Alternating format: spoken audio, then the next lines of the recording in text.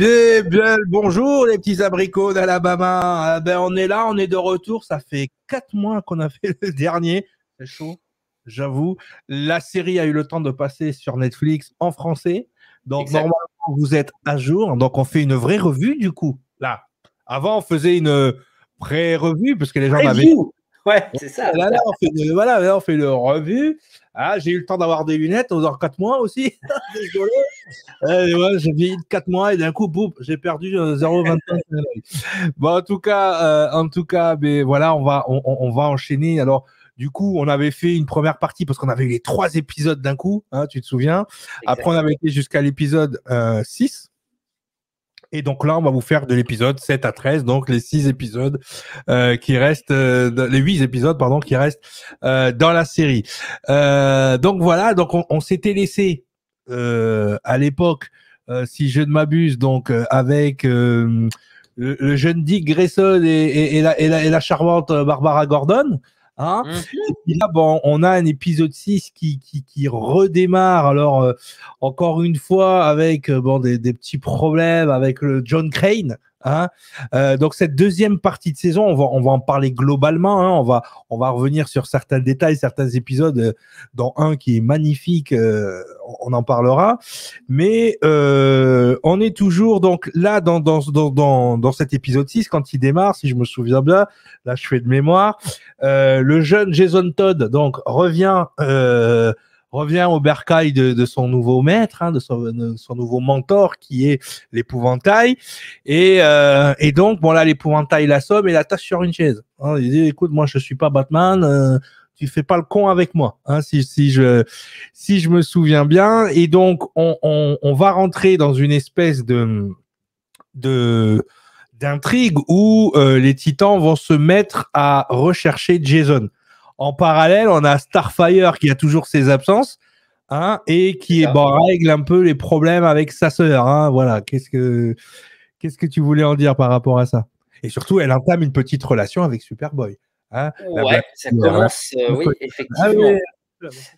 Ah non, mais il y a des relations, hein, il faut le dire. Il y a pas besoin de Tinder dans cette série. Je veux dire, voilà. Ça part très très vite. Hein. C'est vraiment la villa des cœurs brisés, mais c'est pas cœur brisé, c'est direct villa. Hein. Non, c'est vrai. Et surtout, ce qui est intéressant, c'est que Starfire donc donne une deuxième chance. Elle écoute sa sœur, hein, de savoir pourquoi Blackfire a tué ses parents, parce qu'il y avait une quête de pouvoir sur sa planète. Et donc du coup, Blackfire rejoint le groupe des Titans. Et bon, s'amourache du petit Superboy. Hein. Exactement. D'ailleurs, elle rejoint, mais elle n'a pas de pouvoir. Au départ, oui. Au départ, d'accord. Moi, j'ai bien aimé le fait que effectivement, il y ait enfin, il y a une intrigue principale bien sûr avec Jason, mais qu'il y ait des petites sous-intrigues qui développent certains personnages, notamment justement Starfire. Ouais. Parce que je voulais savoir où ça allait emmener en fait entre justement cette dualité des sœurs, le côté revancharde par rapport à la mort, enfin l'assassinat plutôt de ses parents, et que quelque part on sent qu'il y a quand même un bon fond en elle, tu vois. Oui, elle est pas mauvaise, et on va voir qu'il y a un secret de famille. On en parlera plus tard, mais il y a un secret de famille qui a entretenu ce ressentiment envers les parents et surtout envers Coriander. Et donc on en parlera un petit peu plus tard, mais on sent une relation qui a besoin d'être mise au clair, quoi, entre les deux sœurs. Exactement. Et c'est bien parce que toutes les visions au fur et à mesure des épisodes en fait prennent un sens beaucoup plus tard, et comment c'est bien amené. Donc ça j'ai beaucoup aimé là-dessus, ce développement-là. Bien sûr, les conséquences de la relation avec sa sœur et les conséquences de la relation naissante avec Superboy. Ouais. Parce que lui, c'est pareil. En fait, pourquoi ils ont ce point un peu commun? Superboy a été créé dans une petite fiole et il a en fait ces deux personnalités, un côté Luthor, un côté justement Superman. Superman. Voilà. Et du coup, il se sent un peu pas seul, mais tu vois, il n'a pas eu de famille, il a dû se démerder tout seul quasiment, etc. Il a dû essayer de se trouver, se chercher. Et elle a un petit peu ce côté-là aussi, du coup. Parce qu'elle a elle a une famille justement sur lesquelles donc elle a assassiné, mais que derrière, en fait, elle a toujours été persécutée, détestée, mise au coin quelque part. C'est un peu ça, hein, je la fais courte, mais c'est exactement ça. Et donc, ils ont ce côté, ce point en commun qui se rapproche. Et d'ailleurs, à moitié dieu, royauté pour Blackfire et à moitié petit, on va dire canard, vilain petit canard. Et le jeune Connor, il est un peu comme ça aussi, quoi. Il a le côté Lex Luthor, vilain petit canard, et son côté un peu divin Superman. Ouais. Et d'ailleurs, je crois que c'est dans la voiture, à un moment donné, quand il lui dit, on est comme deux monstres. Tu vois, chacun. Oui, chacun il sort. Ouais. Oui, effectivement. Alors d'ailleurs, Coriander donne des bracelets à sa sœur, qui donc du coup a un costume de leur planète et ultra stylé d'ailleurs. Ultra stylé. Et puis voilà. Et puis j'adore le passage où Connor lui dit t'es canon. Ouais, grave. Le mec, il est là. Il est là, il en peut plus, il bave. Bon, après, il se passe ce qui se passe. Alors moi, ce que j'ai trouvé mignon, il y a un moment donné, ils sont avec une espèce de télescope virtuel, et chacun et en fait, elle lui montre Krypton, là où était Krypton dans sa galaxie. Et après, ils font un retour dans la galaxie de Coriander pour montrer sa planète.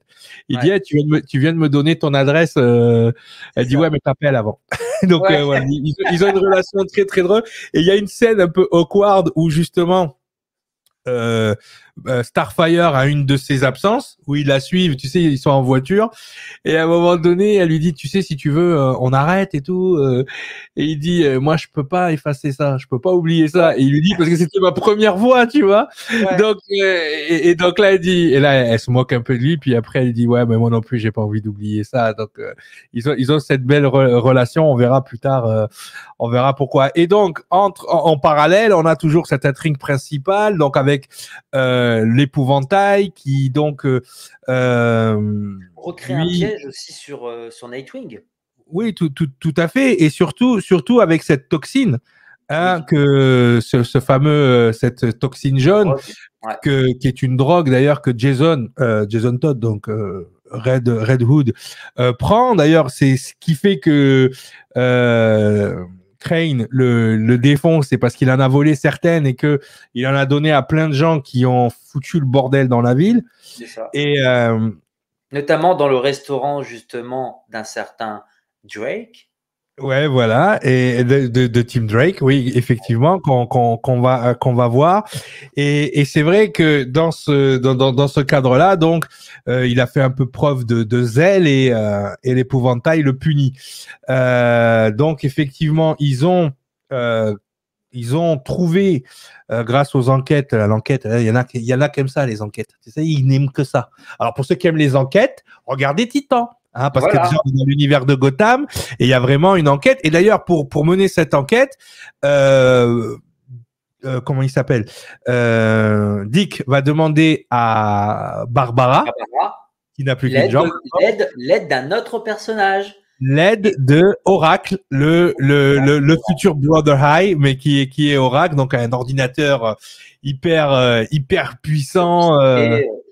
Voilà. C'est Skynet le truc, quoi. C'est. Ah ouais. Et c'est cool de voir Oracle justement avec, mais sans faire offense à Leslie Grace, la Barbara Gordon de DC Titan, 1000 fois quoi, 1000 fois. 1000 fois. Je veux dire, on la voit pas en costume de Batgirl, mais 1000 fois, s'il te plaît.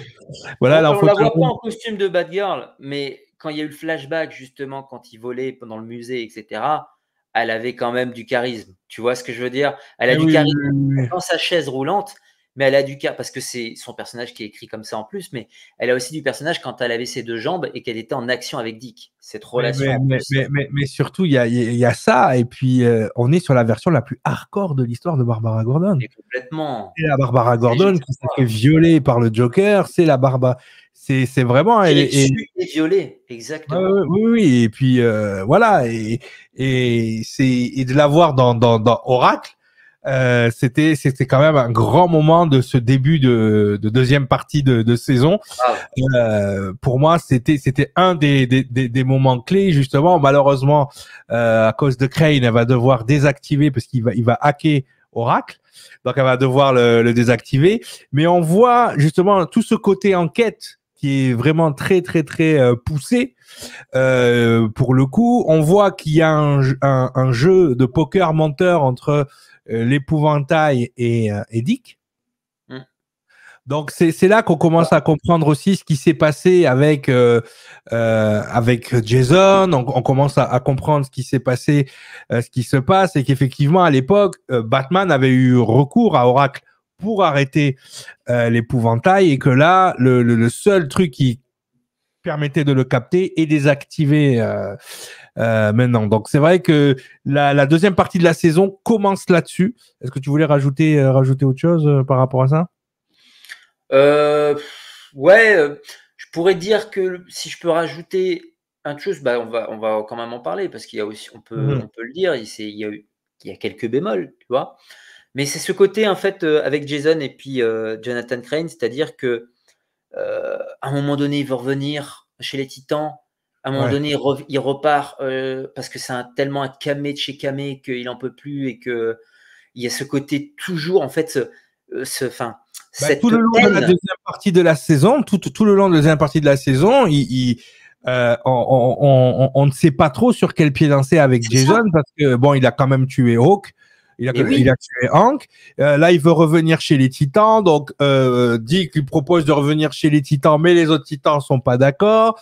On sait pas trop sur quel pied danser avec lui. On sent bien qu'il essaye de se sevrer avec un personnage central dans la vie de Red Hood qui est Molly. Hein, c'est pour ceux qui connaissent les comics et tout. Donc, Molly va être là pour essayer de l'aider avec The Beast, qui lui aussi essaye de retrouver Garfield, voilà, il s'appelle, son prénom c'est Garfield. Il essaye de retrouver Jason pour lui faire reprendre ses sens, parce que Garfield, lui aussi, quand il avait été hypnotisé entre guillemets par Cadmus, les Titans l'avaient récupéré, ne lui avaient pas tenu rigueur. Là, je pense que Jason, il était quand même semi-conscient. On va pas se mentir, c'est quand même un petit con à la base. Ah ouais, mais t'as envie de lui mettre des tartes. Mais avec la toxine, je pense que ça a rajouté, et surtout, il paye son comportement qu'il avait avant toxine aussi. C'est ça, exactement. Il avait un comportement toxique pour le coup. Oui. Mais dû à quoi? Dû en fait à la peur de ne pas assurer, tout simplement. Ouais, c'est ça, de ne pas être à la hauteur, et une peur qui était confirmée par Bruce Wayne, finalement. Exactement. C'est pour ça qu'il avait décidé de ne plus être Robin. Voilà, parce que vraiment, et surtout, on avait vu dans la première partie que le docteur Leslie Tompkins avait accompagné. D'ailleurs, il faisait des progrès, hein, et c'est là que Batman lui a mis un coup derrière la tête en lui disant non, tu ne pourras pas, tu ne pourras plus être Robin. Donc là, voilà, c'est parti un peu à coup. D'ailleurs, Batman qui est dans un manoir en Irlande, il me semble, ou en Écosse. Ouais, en Écosse, ouais. Il est parti en Europe, on en parlera un peu tout à l'heure, mais effectivement, Batman manque cruellement à Gotham dans ces moments-là, surtout que ce qui devait arriver arriva. L'épouvantail arrive à infester les eaux de Gotham. Et là, ça devient un grand n'importe quoi, une armée quasiment de toxiques. Alors, c'est là qu'on se rend compte que à l'intérieur même des forces de police, donc là, on va avancer un peu dans la saison, beaucoup de gens travaillent pour l'épouvantail, dont des policiers. Exactement, et des policiers quand même au gradé. Donc, qui sont juste en dessous, bien sûr, du grade du commissaire, donc Gordon qui est Barbara, mais qui retournent leur veste, justement. Au détriment donc de Jonathan Crane, qui lui en fait, qui lui avoue, on va dire, obéissance sans nom. Et pour le coup, pour en revenir justement au fait que Crane a réussi à contaminer Gotham, ça me fait vachement penser quand même à Batman Begins. Oui, bien sûr. Mais il y a beaucoup d'inspiration, hein, surtout sur plusieurs Batman, tu retrouves des arcs narratifs quand même qui sont très, très, très, très proches. Mais c'est vrai que la ville est quasiment mise sous quarantaine par une nouvelle milice donc qui va naître. Les Titans sont dénoncés par la presse comme étant des hors-la-loi. Des hors-la-loi. Donc, il y a une recherche. Donc, ils doivent travailler en plus contre la population. Une certaine partie de la population. Une certaine partie de la population. Et c'est là qu'on va voir émerger donc ce personnage, Tim Drake, qui, au plus au culot, va aller voir Dick Grayson en disant: je sais que tu es Nightwing, que tu as été Robin et que Bruce Wayne est Batman. Alors, je peux te dire mais qu'est-ce qui se passe? Alors là, en mode enquêteur, les gars, si vous voulez, pour les Sherlock, je vais vous appeler les Sherlock. Pour les Sherlock, là, c'est le kiff. Parce que le gamin, il a étudié les mouvements d'acrobatie de la famille Grayson, donc qui étaient des acrobates. Et il y avait une acrobatie à une main que seul Dick Grayson et son père étaient capables de faire, et il a reconnu et chez Robin et chez Nightwing plus tard. Donc bien évidemment, Dick essaye de noyer le poisson en disant mais non, et Tim Drake dit je veux être le prochain Robin. Et donc pendant toute cette période de siège, on va voir qu'il va arriver des aventures diverses et variées, et d'ailleurs il va prendre une balle, Tim Drake va prendre une balle à ce moment-là, et il va se retrouver dans l'au-delà. Et là on arrive dans l'épisode 8 qui est juste sublissime en noir et blanc. Et un épisode qui me fait énormément penser à la série Supernatural, parce que on voit, alors il n'arrive pas avec une, je sais pas si c'est, je pense pas que c'est une Chevrolet, la voiture avec laquelle arrive, mais on voit Hank dans l'au-delà en noir et blanc arriver avec une voiture avec du hard rock, une espèce de Mustang ou je sais pas quoi. Voilà, hard rock des années 80, et ça fait énormément penser au personnage de Dean Winchester dans Supernatural. Donc cet épisode, il commence dans un train, effectivement, et donc c'est le train. C'est la fameuse allégorie à destination de l'au-delà. Et dans ce train, on y voit aussi également notre chère Dana Troy, puisqu'elle était morte, et on s'était laissé aussi avec les comment dirais-je, les Amazones qui essayaient de la réanimer avec Raven. Avec Raven, exactement. Et il y avait tout un culte justement donc de résurrection avec les Amazones. Qui voilà, pour le coup avait un peu échoué, hein, on va le dire. Mais effectivement, cet épisode 8 en noir et blanc qui se passe dans l'au-delà avec en fait pareil, hein, toujours un aspect très psychologique sur le fait que j'ai échoué, donc ma place est ici, et que finalement c'est Hank qui prend le lead là-dessus, et qui donne une seconde chance à ces deux personnages, c'est-à-dire à Drake. Oui, qui dit, voilà, parce que c'est vrai que Dana, elle est, c'est bon, c'est mort, c'est fini, c'est plié. Voilà. T'as le gamin qui dit non, il y a forcément un moyen. Donc ils essayent de trouver, justement, il faut une petite enquête pour trouver un moyen de revenir dans le monde des vivants. Et a priori, il y a un pont que personne n'a réussi à se franchir jusqu'à présent, mais qui ramènerait dans le monde des vivants. Et c'est vrai que cet épisode se termine un peu tristement. Moi, j'aurais aimé que Hank revienne aussi, mais Hank reste de l'autre côté, et il y retrouve son premier Dove, son premier compagnon de combat, avant que ce soit la Dove féminine. Il y avait un Dove féminin, et voilà, tu les vois partir. Et c'est vrai que cet épisode, il est juste excellent dans la réalisation. Je me demande qui a réalisé cet épisode, mais c'est juste magnifique. Et donc du coup, le jeune Tim Drake revient à la vie avec Dana Troy, et ils s'en vont tous les deux essayer d'aider les Titans à récupérer Gotham. Et ça se passe de manière, voilà, il y a toute cette milice qui s'est créée. Et donc voilà, donc on a une équipe qui est un peu scindée en deux. À un moment donné, comment il s'appelle, le jeune Dick Grayson va faire une entourloupe à Superboy à un moment donné, parce qu'il est trop impulsif. Oui. On se rappelle de cet épisode où justement il détruit le vaisseau. Il détruit le vaisseau de Starfire pour pas qu'elle retourne sur sa planète.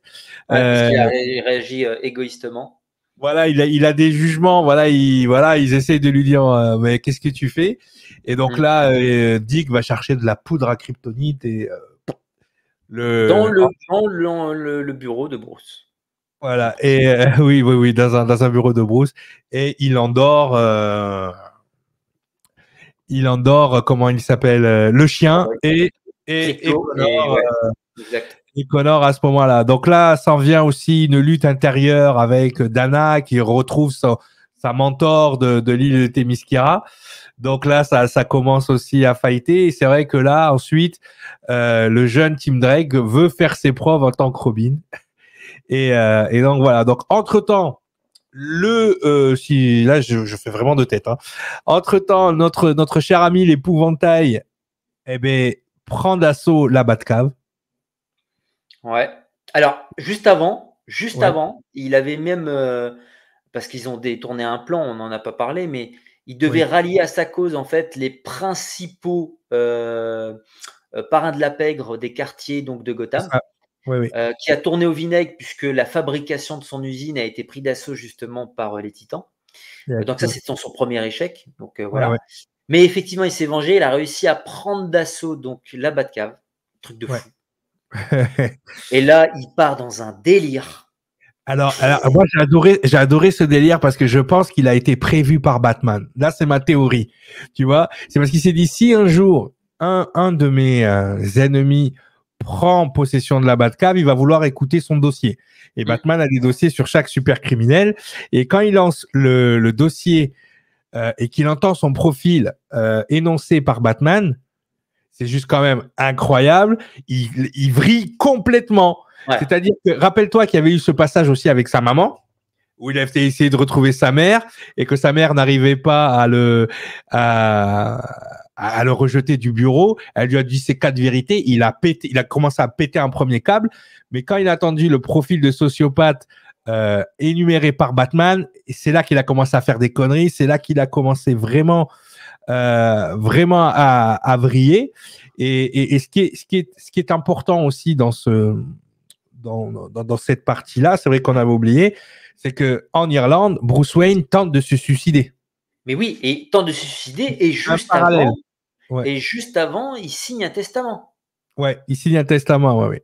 Et ça, je pense, ça va avoir une importance pour la suite. Ça va avoir un impact de l'autre côté, donc il essaie de se suicider. Et c'est Dana Troy qui le sauve. Justement, et qui va le chercher pour qu'il revienne à Gotham parce que Gotham a besoin de lui. Donc c'est vrai que moi je pense à toutes mes petites âmes sensibles, mes petits, comment je pourrais les appeler, mes pseudo-fans Batman. Ouais, ça ils sont en train de s'énerver. Mais oui, vous allez, la série, je veux dire, voilà, vous avez Starfire qui brûle une femme vivante. Vous avez Batman qui a tué le Joker. Voilà, si pour les âmes sensibles qui aiment pas voir Batman tué ou des super-héros tués, ne regardez pas Titan. Faites-vous ce cadeau, ne vous faites pas de mal, faites-vous. Regardez Batgirl l'année prochaine sur HBO. Voilà, regardez Batgirl, tout ça. Regardez Batwoman sur CW. Ouais, voilà, c'est ça. Vous faites pas de mal parce que votre petit âne sensible, ça va pas passer. Parce que là, il faut un Batman dépressif qui veut se suicider, fait pas Batman. Putain, les gars, lisez des comics, bordel. Bon, enfin bref, Donna Troy va donc récupérer Bruce. Et c'est vrai que là, tout va rentrer. Alors, psychologiquement dans l'ordre en ayant donc cet épouvantail qui pète littéralement. Alors déjà il se rase, je le préférais vraiment avec sa barbe parce que rasé il est ridicule le mec. Je suis désolé l'acteur, mais t'es pas beau à raser. Et donc là il y a un vrai pétage de plomb qui va servir aux Titans et en particulier à Nightwing qui va réussir à reprendre le dessus psychologiquement sur le personnage. Ah puis ce scarifie. Ah ouais, Scarface. Oui. Tu sais, comme, voilà. Mais non, mais c'est ouf et il joue extrêmement bien, moi je trouve. L'acteur, il joue super bien. Il est juste excellent. Franchement, le gars qui joue l'épouvantail, c'est un super acteur. Mais j'aurais préféré qu'il garde sa barbe, parce qu'après il ressemblait un peu à Will Wheaton, c'était bizarre. Mais par contre, oui, il en fait pas trop. Il fait juste ce qu'il faut dans le rôle. Et en plus, ce qui est très bien, c'est que toi, la série nous délivre quand même des petits easter eggs assez sympathiques, parce que quand il y a un Batcave, à un moment donné, il ouvre quand il y a un placard, tu sais, etc. Et tu as une espèce de musée avec tous les trucs de méchants, et il ouvre le placard et tu as le masque de l'épouvantail qui est là. Et tu te dis, est-ce qu'il va le mettre? Tu vois, il y a des cartes du Joker, il y a énormément de tu vois, et c'est vrai que cette Batcave, elle nous a donné beaucoup d'easter eggs, hein. C'est vrai que dans la première partie, on avait parlé de la Robin féminine, et j'ai pas son nom, voilà, on voit aussi le Riddler, on voit plein de choses. Et pour les fans de Batman qui aiment le lore de Batman, cette série, c'est un bonbon, hein. On va pas se mentir, hein, c'est un bonbon là. En plus, on est en plein dans Gotham, le GCPD, voilà quoi. Moi qui aime bien tout ce lore, ben oui, c'est vrai. Signal, voilà. C'est ça. Et donc après, on a le retour de Raven aussi qui revient. Et heureusement, sur la fin pour le coup. Voilà, heureusement qu'elle revient parce que justement Robin, Nightwing, j'ai du mal. Nightwing perd la vie. Et oui. Et Garfield, dans son enquête, avait trouvé des symboles que Raven pouvait lire. Et donc, du coup, ils se sont mis en quête d'un puits de Lazare, du coup. Et là, c'est vraiment dans le lore de Batman, donc le puits de Lazare, Ra's al Ghul, toute l'historique qu'il y a autour. Par contre, ce que j'ai trouvé un peu chelou, moi, c'est l'un des premiers bémols que moi j'ai vu, c'est l'emplacement du puits de Lazare. Ouais, non, mais ouais, au milieu. Non, mais au milieu d'un bâtiment industriel, tu dis, mais pourquoi? Entre deux photocopieuses, il y avait derrière le mur un puits de Lazare, c'est un peu chelou. Ah, mais ouais, pourquoi là? Bon, ben, voilà. Pourquoi pas? Hein, pourquoi pas? Autant tout le reste, les combats et tout ça, c'est super bien foutu. D'accord. Ouais. Autant là, sur le puits de Lazare. Oui, mais les deux derniers épisodes, bizarrement, alors c'est vrai qu'on peut pas juger toute une saison parce que ce que les gens vont garder malheureusement, c'est les deux épisodes finales de la fin. C'est ce qu'on retient normalement qui doit être un super climax ou un super hang-up pour la saison d'après. Mais c'est vrai que là, bon, on rentre dans le capillotracté à la CW tout d'un coup. Tu vois, c'est voilà. Donc il y a un puits de Lazare qui est heureusement qui est là pour sauver Robin. Donc on voit aussi Robin dans l'au-delà essayer dans un combat intérieur où il revit énormément de choses pour pouvoir se rattacher à la vie. Donc voilà. Donc ça c'est sympa. Tu vois, ces moments dans l'au-delà et tout ça. Moi je trouve ça vraiment vraiment bon. Maintenant voilà l'emplacement, tout ce truc là et surtout.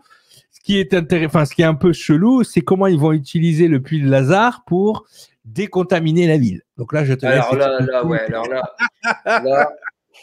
Alors là, c'est le gros bémol de fin de saison. Là, c'est. Ah oui, ouais. C'est le pompon sur la Garonne, hein, je veux dire. Non, mais là, j'ai pas peur de le dire, mais on est vraiment sur un final à la Flash. C'est le genre de conneries qu'on voit dans Flash quand il monte dans des espèces de cyclones, quand il essaie de faire des trucs. C'est un final à la Flash. Non, mais c'est vrai, la série Flash, franchement, je la trouve mignonne. Tu vois, ils intègrent plein de personnages et tout ça. Mais les finales, à chaque fois, je me dis, mais peut-être un finale contre Eborton, contre le Reverse Flash qui était vraiment sympa.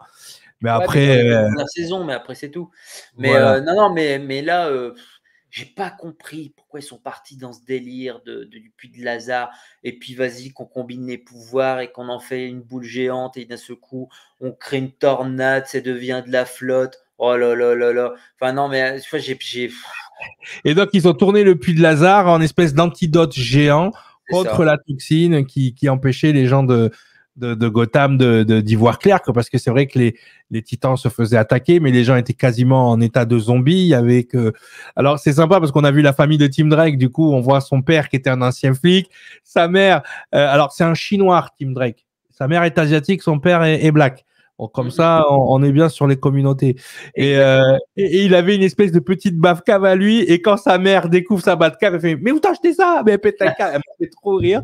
Et en fait, tu vois que les parents aussi, c'est des sacrés rebelles à la fin. Ouais. Ces deux parents. Et donc, voilà, quoi. Et donc, on a ce finale complètement... je sais pas comment l'expliquer, en fait. C'est de partagé, en fait. Ouais, je suis partagé parce que pour la suite de la saison, il y a des choses intéressantes. L'intégration de Tim Drake dans les Titans, notamment. Voilà, quand il lui dit, quand il embarque avec eux pour l'entraîner à être le prochain Robin. Revenir à San Francisco, d'ailleurs. Oui, il retourne à la Tour Titan. Ouais, tout à fait. Bruce Wayne, lui, revient à Gotham, du coup. Ouais. Et puis oui, par contre, ce final CW best, comme tu dis, franchement, c'est juste ça qui me reste bizarroïde, parce que j'aurais pu se trouver cohérent, tu vois, un Connor Superboy qui, pour le coup, a l'intelligence d'un Lex Luthor et qui trouve un remède, en fait, tu vois, de scientifique. Je suis d'accord avec toi, mais même Superman a un côté scientifique qui est très peu développé, mais avec le kryptonien, avec le voilà. Oui, bien sûr, mais là voilà, on a un Jason donc finalement qui pense qu'il va pouvoir revenir et puis Dick qui lui dit non, il lui rend son Je te donne une deuxième chance. Jason, mais tu ne reviendras jamais chez les Titans. Ouais, c'est ça.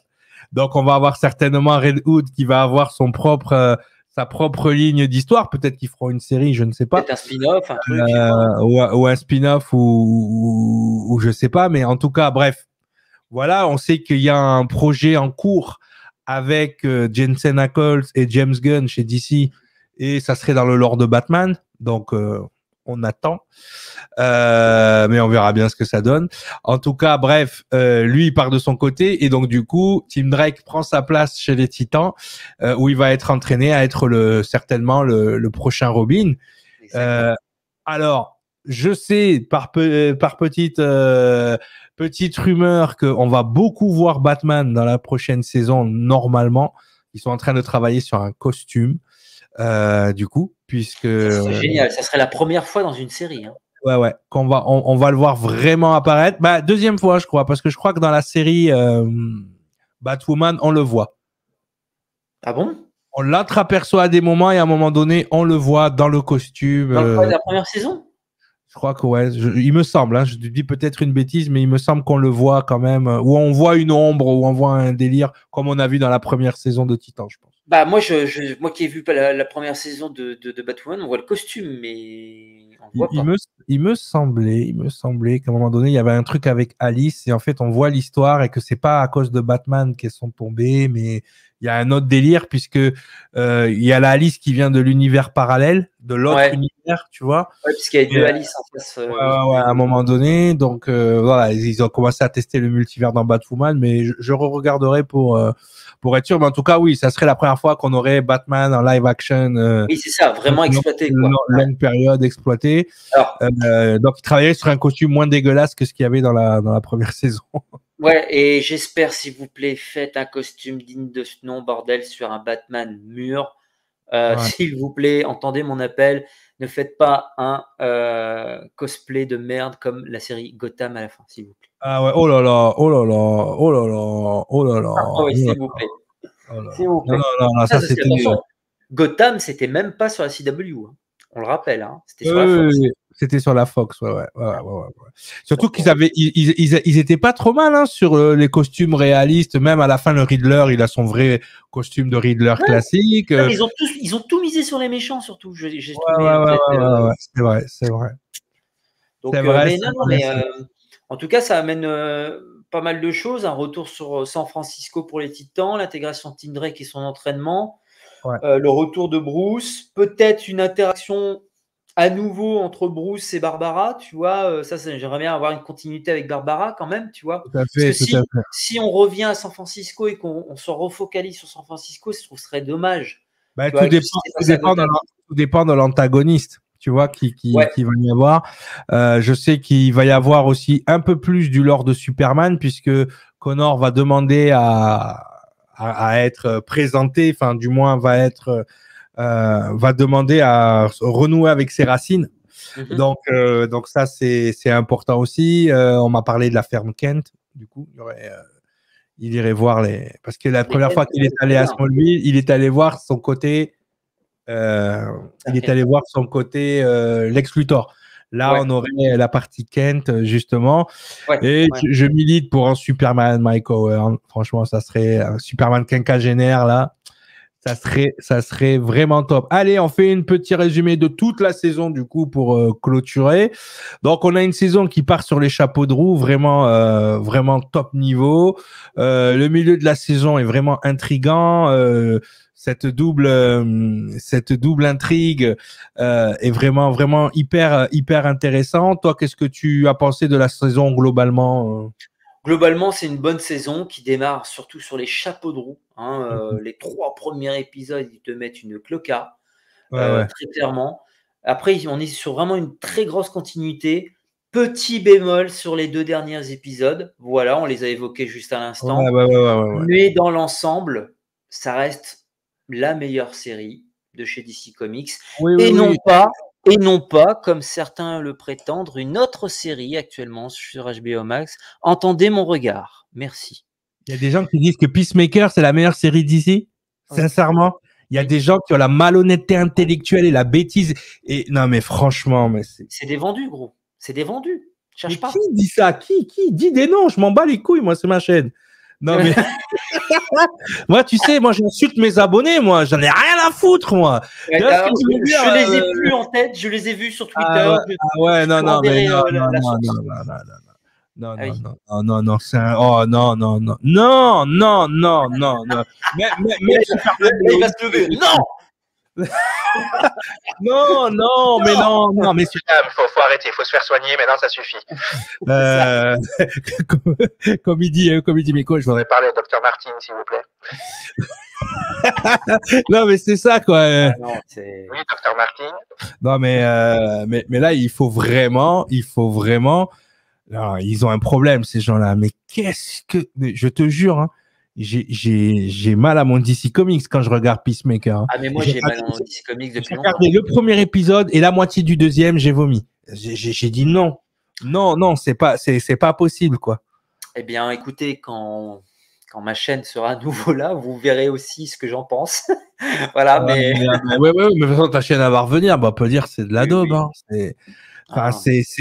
Je pense que ça peut plaire vraiment à un certain public, mais vraiment de teubés internationaux, ce qu'on appelle des rednecks aux États-Unis. Tu vois, un public de rednecks bien con là, je les vois bien kiffer la série. Franchement, hein. Franchement. Non, mais on va pas se mentir. Il y a un public américain pour ça. D'accord. Oui, les Trumpistes. Non, mais il y a un public américain pour ça. Les Trumpistes, tu vois, les Américains, tu connais leur mentalité, tu sais très bien que bien sûr. Toi qui as vu le premier épisode, tu sais très bien qu'à un moment donné, il y a une certaine catégorie d'Américains qui vont kiffer ce genre de truc. Non, mais tu sais. Sur le reste du monde. Oui, non, mais c'est ça. C'est-à-dire qu'on a un wokisme béant.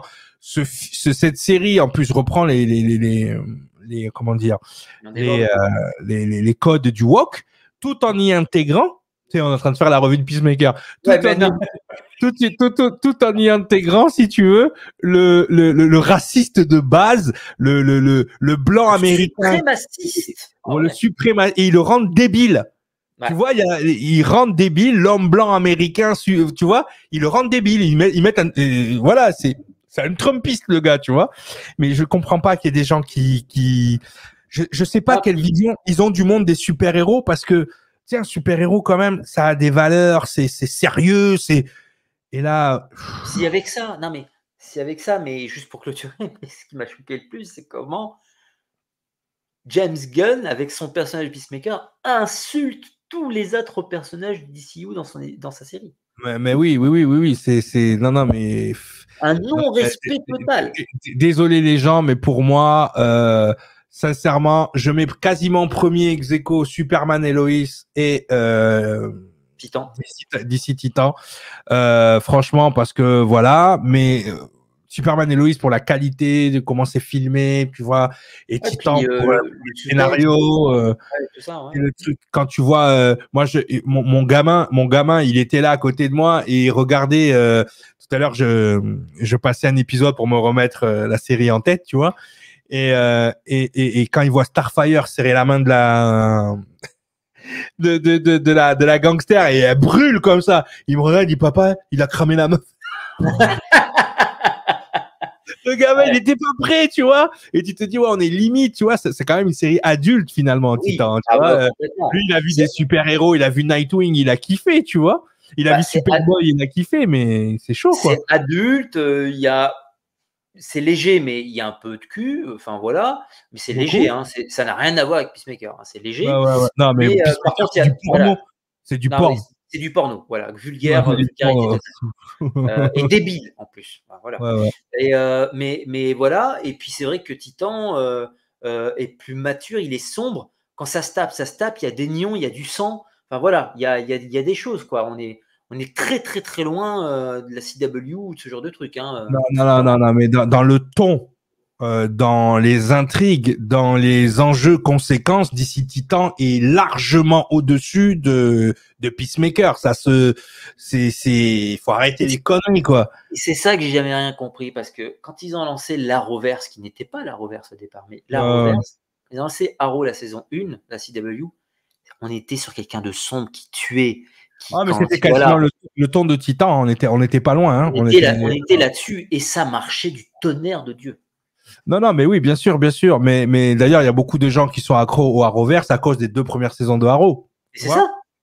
Et non pas parce qu'ils auraient sorti Flash en premier, pas sûr que ça fonctionne. Tu vois aussi, donc voilà. Alors, la légende des Tomorrow. Legion of Tomorrow aussi, c'est. Mais au moins, il y avait une série qui assumait ce ton-là. Et tu vois ça, mais là, Peacemaker, non, les gens, respectez-vous, bordel. Putain, allez faire. Non, mais moi, je consulte les mecs. Vous allez sur mon site savoir-être.net ou sur evolutiongroup.net, vous prenez rendez-vous, on fait un check-up parce que le cerveau, ça va plus, là. Je pense que là, tout qui part en couille. Non, mais c'est vrai, à un moment donné, il faut. Moi, des fois, je reconnais, hein, quand je pars en couille ou que ça va pas. Bon, moi, justement, je travaille beaucoup sur moi. Parce que effectivement, voilà, je travaille là-dedans. Mais des fois, les gens, il faut reconnaître que vous vrillez complet. Quand par exemple, les gens qui vont juger la totalité des 3 saisons de Titan sur le dernier épisode de cette saison, j'en ai vu. Titan, vas-y, j'ai lâché l'affaire, c'est n'importe quoi. Wow. Non. Est-ce qu'ils auraient fait la même chose sur Game of Thrones? Non. Mais le truc, c'est que moi, j'ai fait des long runs, j'ai fait des Supernatural, j'ai fait des Smallville qui ont duré 10 ans. Supernatural qui a duré 15 ans. J'ai fait des long runs et toutes les saisons ne sont pas bonnes.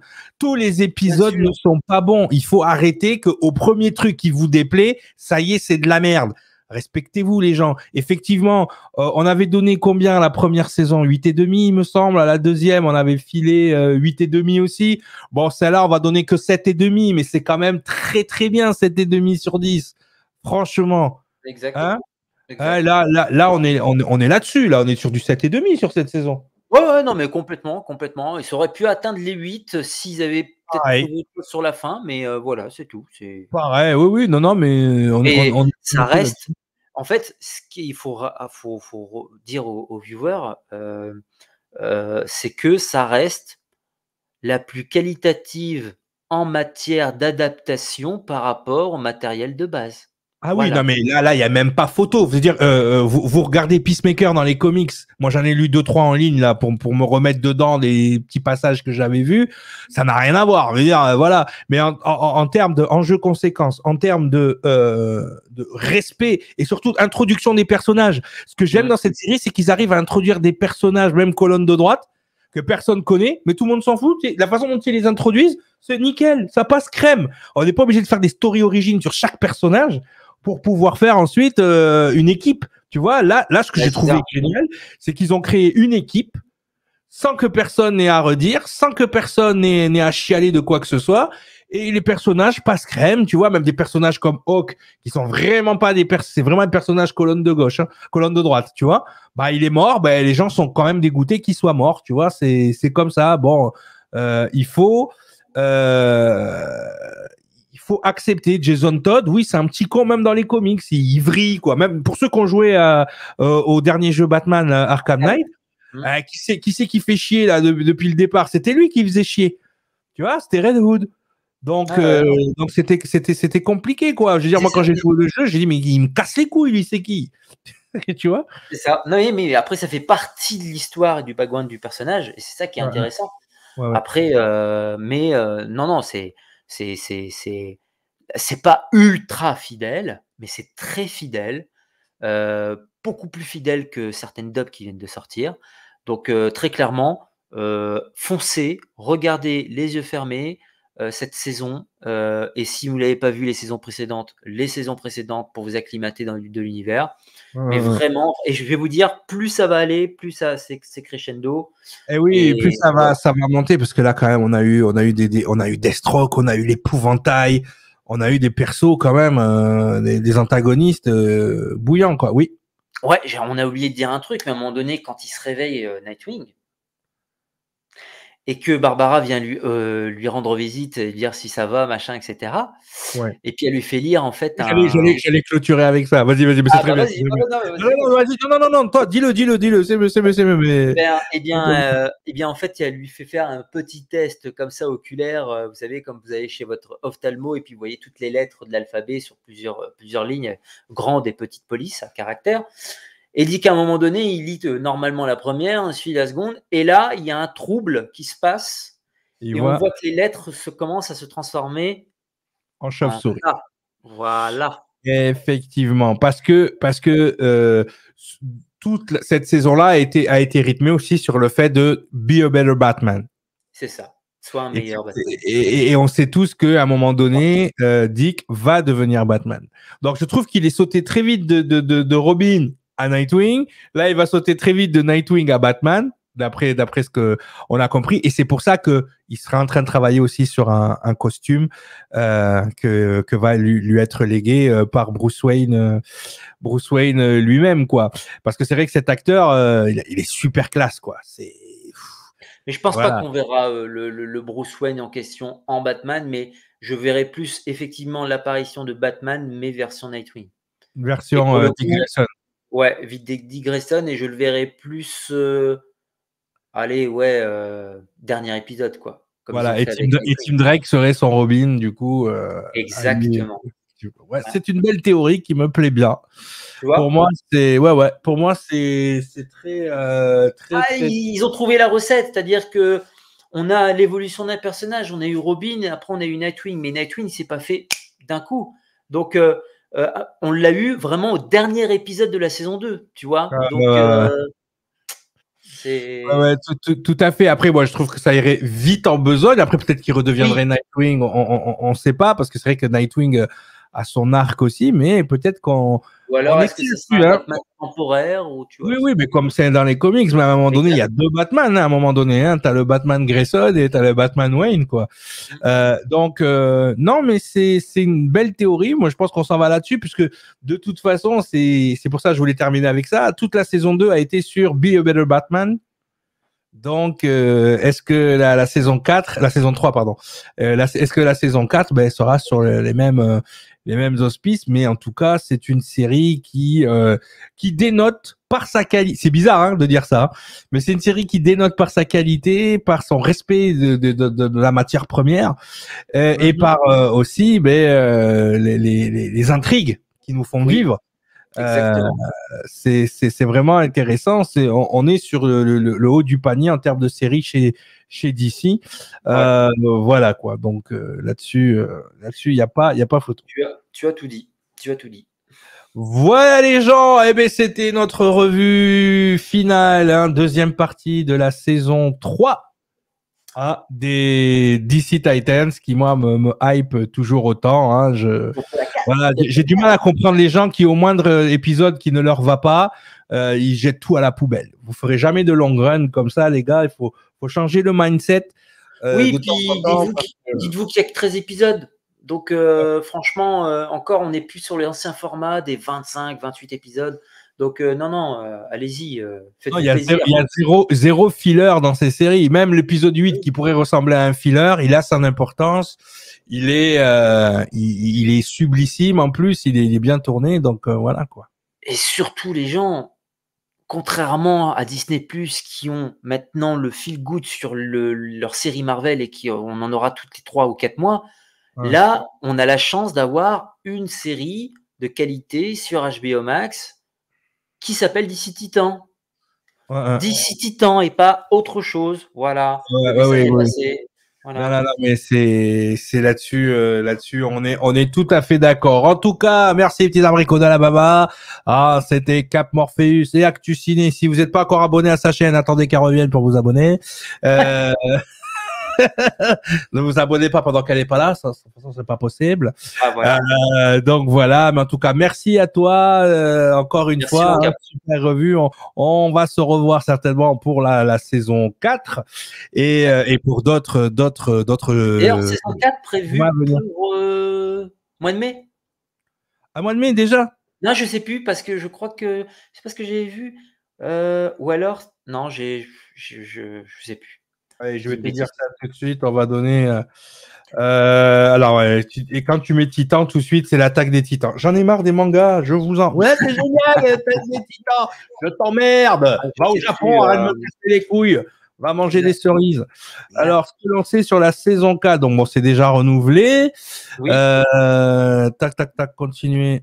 Hop, je vais. Hop. J'ai décidé, tu sais, dans tous les trucs qu'on te dit accepter, j'ai décidé de ne plus accepter, tu vois, de ne plus rentrer dans le mode, tu vois, ils nous font accepter des trucs qu'on ne lit même pas. Ouais, Et, tu baisses la tête et oh, vas-y, tu fonces. alors, ce que l'on sait sur la série Titan, mais que va raconter la suite de l'histoire de Robin? Alors, juste avant, officiellement, les Titans, profitant dans les 13 épisodes de la saison 3 sont désormais en ligne chez nous sur le réseau. Regarde la suite de la saison 4. Aucune date pour le moment, mais elle sera certainement certainement sortir en 2022. Quant à savoir ce qui va s'y passer, Brandon Thwaites dans EW n'a encore aucun script dans les mains, mais il a des idées. Il y a des personnages que je n'ai pas encore vus dans Titan et que j'aimerais bien voir être incarnés à l'écran. Il aimerait aussi voir se développer Superboy. Donc, ouais. Voilà. Et les Titans, il y a beaucoup de choses là-dedans parce que l'on a vu, il marche vraiment avec la morale et les valeurs de Dick, mais nous savons tous qu'il a ce côté sombre caché en lui et je pense qu'il serait intéressant à explorer. Donc ouais, ils vont aller peut-être vers, je vais vous le mettre à l'écran les gens comme ça, vous le voyez. Et d'ailleurs, il met peut-être que Bruce Wayne commence à s'user un peu, à perdre la main, c'est aussi une dynamique intéressante. Ouais, tout à fait. Bah, ça rejoint la théorie qu'on a évoquée. Hein. Qu'on a évoqué tout à l'heure. Hein. Ouais. Nous avons tué Hank. Hank était un personnage tellement fort pour nous. Nous sommes très tristes de le voir partir, mais c'était une belle décision pour la saison et pour la série. Nous pourrions donc recommencer à tuer quelqu'un d'important. Non. Pourquoi faire? Superboy est l'un de mes personnages préférés. Et puis, je suis très curieux de voir qui sera le grand vilain de la saison 4. Nous aussi. Ouais. Donc voilà, là on a quelque chose quand même. Ouais, ça peut être pas mal. Hein. Moi, ça, je veux dire, c'est le seul truc qui me hype un petit peu, sincèrement. Je suis désolé les mecs, mais Peacemaker, depuis que j'ai eu Peacemaker, j'ai fait une infection urinaire. Hein, à cause de Peacemaker. Je sais pas si c'est lié, mais ou si c'est ma quarantaine qui me rattrape, mais merde quoi. Peacemaker, quoi. Peace debout, surtout, parce que là, c'est chaud. C'est ouf. Ouais. Bon, enfin, bref. Voilà, bref, on a ce qu'il fallait. En tout cas, merci.